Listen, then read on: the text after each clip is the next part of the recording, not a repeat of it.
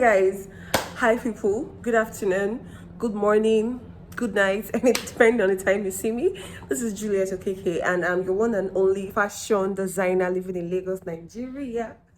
Guys, yeah, this is she, and this is an absolute fashion video. So in this video with the title, you already know what it is. I am here to teach you how to make a trendy ruffle gown. You know, there's ruffle skirts, ruffle trousers, short, whatever, name it. But on this video we're making a gown, but basically I'm just going to teach you how to place the ruffle, not the entire gown itself. Okay, just the ruffle, how to create the ruffle, how to place the ruffle. So if it's the kind of video you want to see, please sit back, relax with a bowl of popcorn. Is it popcorn? No, relax with your pen and paper as we dive into the video. Please, you have to ignore this woo sound. Heat is too much. Normally you're not supposed to hear any sound, but heat is too much and I'm working, so heat plus work, I'm gonna die. Okay, so ignore the sound. Let's get into the video. Okay, so this is the front of the gown. Yeah, this is the front of the gown. I'm unpinning the pattern from it, as you can see. Okay, so first thing first, you need a reasonable amount of pin. I'm pinning the pattern from the fabric. So this pattern is very, very important. It has been drafted behind the scene, and yeah, so this is it basically. This is the front of the dress. Yeah, the down part, that's from the waist to the full length of the dress. Yeah, so this is what we have. As you can see how detailed this is. This is the hip, the waist, and of course the length of the dress. And this was properly patterned. As you can see, the hip depth, the depth pattern, and everything is here on the pattern. I don't know if you can see it clearly. Yeah, so ignore the fact that I'm using the floor. Don't worry, everything is going to be in place as soon as possible. Then yeah, second thing we have to do is, of course, the fabric we are using for the ruffle. And then you need a tape rule. Then of course, like I said, the fabric for the ruffle. So we have to get the length of what we are doing, what we are working with. So the length of the fabric is, I've already hemmed the four corners. So what we're working with is a length 22 inches. It is 22 inches. Sorry, yeah, a length 22 inches, and for the width we have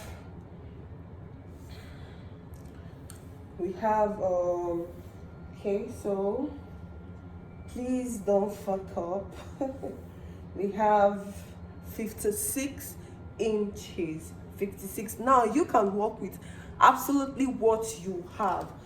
This is not a compulsion. If you want it shorter, fuller, longer, anyhow you want it, it works. So the first thing you have to do is place the fabric.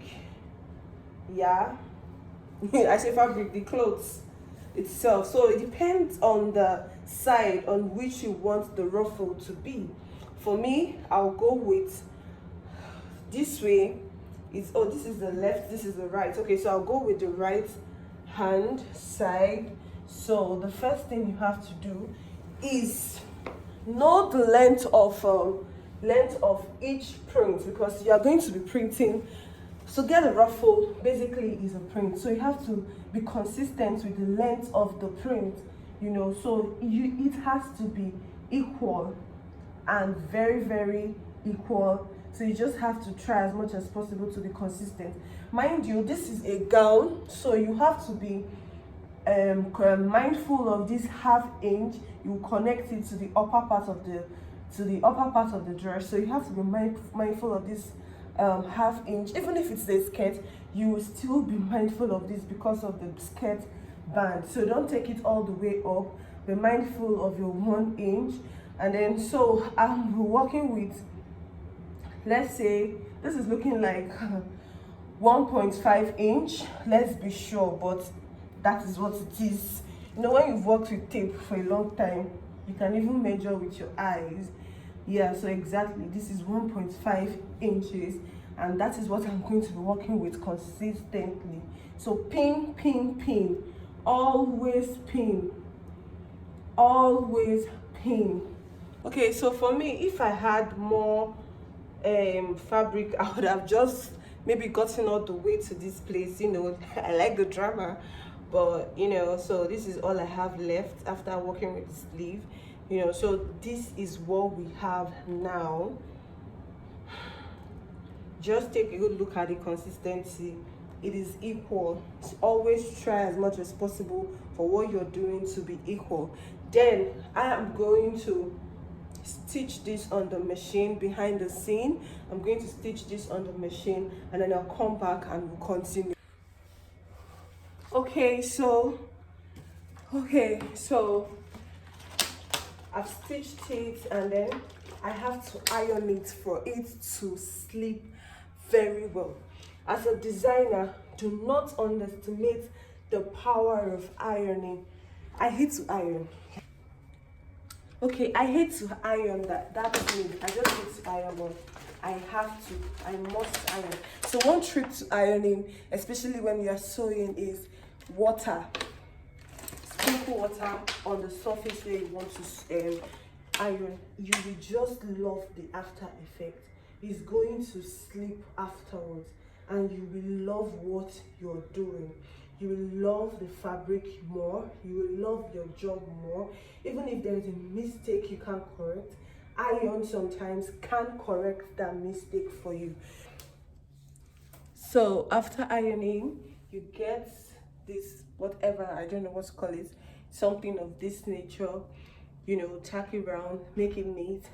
This is about 6 inches long, you know, to hold the ruffle at this end, because this type of ruffle is not going inside, it is flowing, so it needs a stopper. So you create one. This is it. You have one on this end. Remember your 1 inch sewing allowance or 2 inches sewing allowance, or how many inches sewing allowance you left. So you tack it this way, you know, and then this way. Okay, so after tacking it, sis, when you are now coupling the entire dress, please do not forget to take your ruffles in and then couple the dress. If you have any question, please feel free to ask me in the comment section, because I'll answer you. And then somebody thought it's wise to send me this beautiful cake. So I'm going to be having this cake right about now because I'm tired. Thanks.